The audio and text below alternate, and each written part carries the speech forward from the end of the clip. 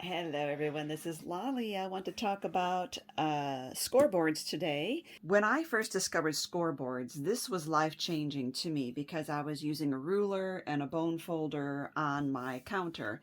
And I found that it was very easy to get really bad measurements. And so the advent of the scoreboard has changed my life. And I still consider the scoreboard to be probably my top three favorite craft tools ever. The problems that you can experience with scoreboards is that sometimes when you're going down, you can skip your pull down and you run out of the ruts, and you go to the side, and I still do that. Or you can have a lot of tearing either at the top or the bottom, or just cracking when you bend the paper. Sometimes it is a problem of the tool, and notoriously the tools that come with the scoreboard in your little part up here are so bad that I immediately threw mine away because it just shredded the paper. So the bone folder can be really bad. Also, it can be the paper, but a lot of times it is also the scoreboard. Another problem is when you have an item like this and you have printed it out and you want to score from here to here, but you can't really tell. Here I can put a card here, find 4 inches, and come down, and I'm good. But here you can't really tell whether you're in the groove or not. So I discovered this, which is the Cutterpillar Crease, and it is new to me, a new scoreboard, transparent scoring board for crafters. And so they took all of these issues that we have and they tried to kind of fix them all in one new tool. So let me open this up.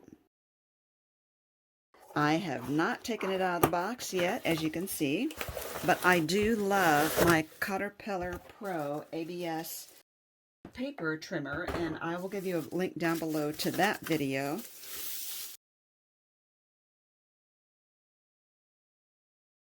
It says patent pending right there. So this is how it comes. And you will notice, I don't know if you can see my hand under there or not. So let's choose something black. See how you could see that through there? These are white rubbery lines here. The raised lines are rubbery, so it's really hard to accidentally slide your stylus out of the groove. And in between all the white lines, it's clear, so that you could put this on a light tablet, and it does have the foam, not foam, but the rubbery feet here so that it doesn't slide. You could put this on a light tablet and you can see through it. You can see all the clear lines, so that when you have something like this, you can see where you are scoring. Another thing they took care of was the tool here. And they've given a ball stylus for scoring along here because it really does better than working with your typical bone folder tip. Now I'm going to see if I can change the angle here. Okay, I was trying to change my camera angle, but no matter what, I'm going to have this bar of glare down here. So typical scoring, this is an A2 card. It is 8.5 by 5.5. I'm going to score it at 4 1/4. And gives you a beautiful score line. It was very easy. It didn't slide out of the grooves, and it's less likely to tear. Remember that when you push down with your scoring tool, then you fold away from you like that. So what used to be a valley becomes a mountain. Okay, so what I want to show you that they say they've learned through professional printers is this little guide here. This has a little metal groove sticking up the top right there. And see, this end has a little red dot there. I'm going to take that little dot and I'm going to put that, let's say, on the 4 1/4. This fits into the grooves, left and right. It will not wiggle. Now I'm going to score backwards. Instead of all of these valleys on this and me pushing down into the valley, now I have a mountain, and I have this tool here that has a groove right in the middle, a channel that's going to go down over this mountain. So if I put my card there, find that, and pull that down, this is the perfect score. Now in this case, I'm leaving the mountain the mountain. I'm not folding it against what looks the natural way. And look at that. Now, do you have paper that tears all the time? It just shreds no matter what you do? I have paper like that. And this is what the paper looks like. This paper is so horrible that I have come to use it only for testing out patterns. So let's just come here, because it just cracks on me. Now there's a crack right here, all along here it's cracked. It's hard to get the camera to focus on that. There, it's all cracked in there. Now let's do it this way. Let's move this over. Doesn't really matter where, I'm just doing a line any place. Let's do that next to.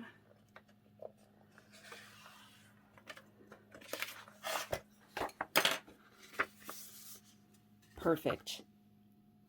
This paper has been so bad that I have always used it just when I was trying to create a template or figure out how to design a new paper crafting project, and I would use this as my initial project to test it out.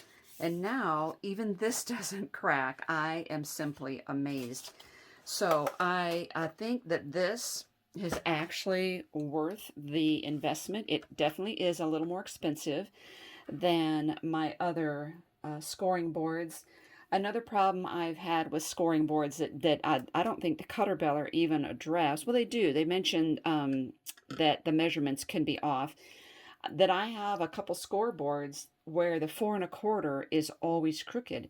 So where I folded this, and I want this to be, you know, a completely straight card, when I fold it over, it's always like this, because it's just the measurements are wrong on the 4 1/4. Now, you know, I could see if you cut your paper wrong, you're going to get a wrong fold as well. But we're talking every card I have put into that scoreboard has been bad.